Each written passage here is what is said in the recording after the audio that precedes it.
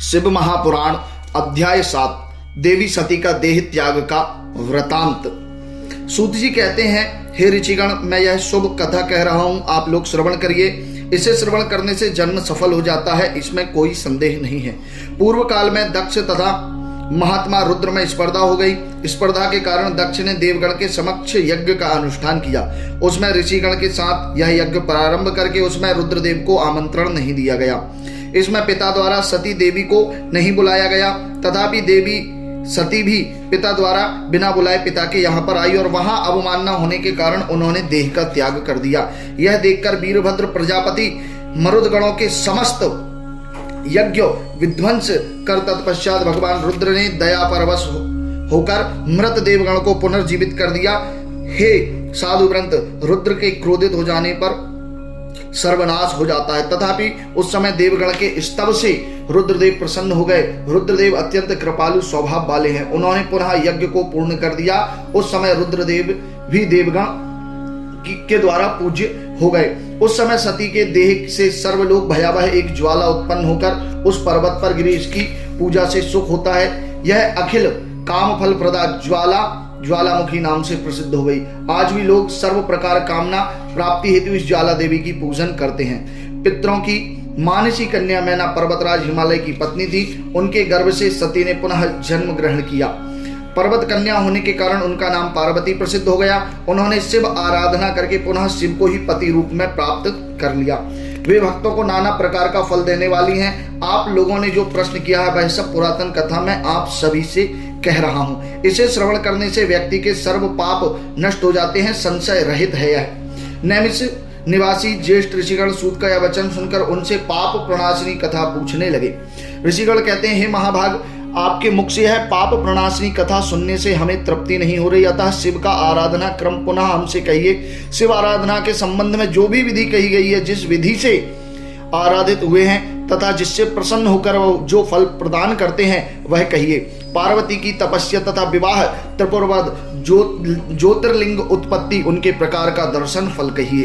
ब्राह्मण, क्षत्रिय, वैश्य, शूद्र द्वारा शंभु का पूजा किस प्रकार हो, यह सब जैसा अपने व्यासदेव से सुना है उसी प्रकार से हमसे कहिए। सूत जी कहते हैं, मुनिवृंद, आप लोगों के द्वारा अत्युत्तम प्रश्न कहा गया है। इसका उत्तर जिस प्रकार मैं जानता हूँ तथा मैंने सुना है उसी प्रकार मैं आपको बताता हूँ। आप लोगों ने जो है प्रश्न पूछा है, इससे पूर्व में व्यासदेव ने सनत कुमार से पूछा था तथा उपमन्यु ने भी सुना था। तत्पश्चात व्यास ने शिव पूजा की विधि, श्रावणोपरांत लोक हितार्थ, यह सब मुझे बताई है। उपमन्यु ने इसे कृष्ण से सुना था। हे ऋषि प्रवर, वही मैं आप लोगों से कहता हूँ। मैं लिंगार्चन विधि संक्षेप में ही कह रहा हूँ, क्योंकि इससे विस्तार रूप से पूर्णतः कहना 100 वर्ष में भी संभव नहीं है। सर्व कामना तथा वर लाभार्थ अत्यंत भक्ति पूर्वक लिंग पूजा करनी चाहिए। यह लिंग सनातन शंकर का स्वरूप है। सुखेच्छु लोग परम भक्ति से पूजा करके सर्व काम लाभ प्राप्त करते हैं। जब व्यक्ति शिव पूजा नहीं करता तब वह दरिद्रता, रोग, दुख तथा पीड़ा, इन 4 प्रकार के पातक का कारण बन जाता है। शिव पूजा करते ही सभी दुख नष्ट हो जाते हैं। जो मनुष्य जन्म पाकर सुख कामना तथा संतान परंपरा की कामना करता है वह काम एवं अर्थ साधक महादेव पूजन करे। ब्राह्मण, क्षत्रिय, वैश्य और शूद्र ये सभी प्रातः ब्रह्म मुहूर्त में शय्या त्याग करें। तदंतर विष्णु का, गुरु का, तीर्थ का स्मरण करके हरि ध्यान करें। ध्यान मंत्र यह है, हे भक्तों को अभय देने वाले मेघ श्याम चतुर्बाहु नारायण, आपका सुंदर रूप सदा मेरे हृदय में निवास करे। तत्पश्चात विधि पूर्वक स्तोत्र पाठ एवं शुभ नामों को कहे। तत्पश्चात शय्या से उठकर दक्षिण दिश जाकर मलोत्सर्ग करे। निर्जन में मल त्याग करके ब्राह्मण शुद्ध मिट्टी से 5 बार शुद्धि करे, क्षत्रिय 4 बार, वैश्य 3 बार तथा शूद्र 2 बार मिट्टी लेकर शुद्धि करे। तदंतर ब्राह्मण 12 अंगुल के दंतकाष्ठ से दंत मार्जन करे। राजा के लिए दंतकाष्ठ का माप 11 अंगुल, वैश्य के लिए 10 अंगुल, शूद्र के लिए 9 अंगुल कहा गया है। काल दोष का विचार करके जूठा दंतकाष्ठ व्यवहार में न लाएं। तदंतर तीर्थादि जल क्रम में स्नान करें। यह देश काल का विरोधी ना हो। स्नान कार्य विहित मंत्रों से करें। तदंतर आचमन करके धुले वस्त्र धारण करना होगा। इसके पश्चात एकांत स्थान में सविधि संध्या वंदन आदि संपन्न करना चाहिए। तदंतर यथा योग्य विधान से पूजा विधि का आचरण करें। तदंतर पूजा गृह प्रवेश करके यथासाध्य आयोजन करें। मन को स्थित करके तब पूजा द्रव्य स्थापित करें। तत्पश्चात उनसे क्रमानुसार भगवान हरि की पूजन करें। पूजा का क्रम यह है, पहले गणेश की पूजा के उपरांत द्वारपाल पूजन, तदंतर दिक्पाल पूजन करके पूजा द्रव्य के समीप आसन स्थापना करे अथवा एक अष्टदल कमल अंकित करे, उस पर बैठकर शिवलिंग पर दृष्टिपात करे, तदंतर आचमन त्रय करके पुनः पुनः प्रक्षालन करे, तदंतर प्राणायाम त्रय संपन्न करके महादेव का ध्यान करना होगा।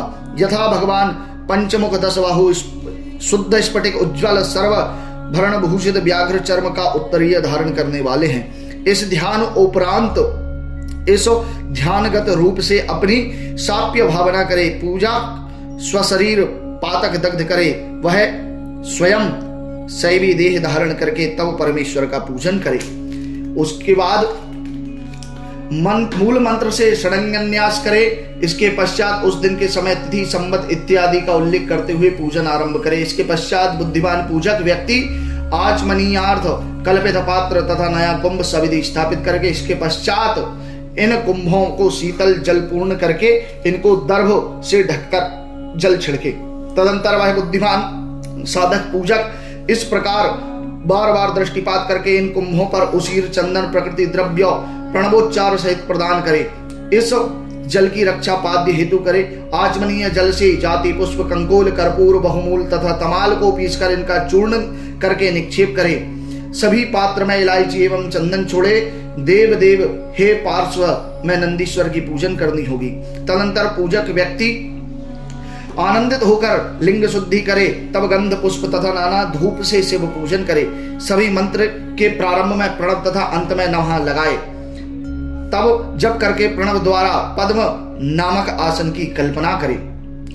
उसका पूर्व दल अणिमात्मक तथा अविनाशी अक्षर है, दक्षिण दल लघिमात्मक, पश्चिम दल महिमा का स्वरूप, उत्तर दल प्राप्ति स्वरूप, अग्निकोण काम्य स्वरूप, नैऋत्य ईशत्व स्वरूप, वायु कोण वसित स्वरूप तथा ईशान कोण सर्वज्ञत्व स्वरूप है। कर्णिका सोम रूप स्वरूप है। सोम में अधः में सप्तधा सूर्य है। सूर्य के अधोभाग में अग्नि का अवसान है। सर्वदिगंति में धर्मादि की तथा अंत की कल्पना क्रम से करनी चाहिए। सोम के चारों दिशाओं में अव्यक्त प्रकृति की तथा अंत में गुणत्रय की कल्पना करे। सद्यो जातम प्रपद्यामि इत्यादि मंत्र से आवाहन करके वामदेव इत्यादि से पाद्यर्घ उपवेशन कराए। रुद्र गायत्री से सानिध्य एवं अघोर मंत्र से निवेदन करके ईशान सर्व विद्यानाम मंत्र से पूजन करे। तदंतर महादेव को पाद्य आचमनी एवं अर्घ देना चाहिए। तत्पश्चात गंध चंदन जल मिश्रित जल से रुद्र को सविधि स्नान कराया। तदंतर पात्र में सविधि पंचगव्य लेकर प्रणव मंत्र से उसे संस्कृत करके इस पंचगव्य जल से महादेव को स्नान कराकर दही मधु गन्ने के रस तथा घृत से सर्व काम हितावह महादेव की पूजन करनी चाहिए। इसके तदंतर प्रणव को उच्चारण करके पुष्प एवं द्रव्य द्वारा महादेव का अभिषेक करे। तदंतर पवित्र जल से अभिमंत्रित जल लेकर उन पर जल छिड़के। तदंतर इस प्रकार शुद्ध करके नियम अनुसार साधक व्यक्ति श्वेत वस्त्र से उनको पहुंचकर उस लिंग को इतनी ही दूर स्थापित करे जहां तक हाथ से छिड़का चंदन पहुंच जाए, इससे अधिक दूर न रखे। तत्पश्चात आनंदित होकर सुंदर चावल कुश अपमार्ग कपूर जाति चंपा पाटल श्वेत कनेर मल्लिका कमल उत्पल नाना रंग बिरंगे पुष्प तथा चंदन आदि से शंकर की पूजन करनी चाहिए तथा उनके ऊपर अनेक प्रकार के पात्र से जल धारा छोड़े। इस प्रकार महेश्वर को स्नान कराए। मंत्र पूर्वक पूजन करने से समस्त फल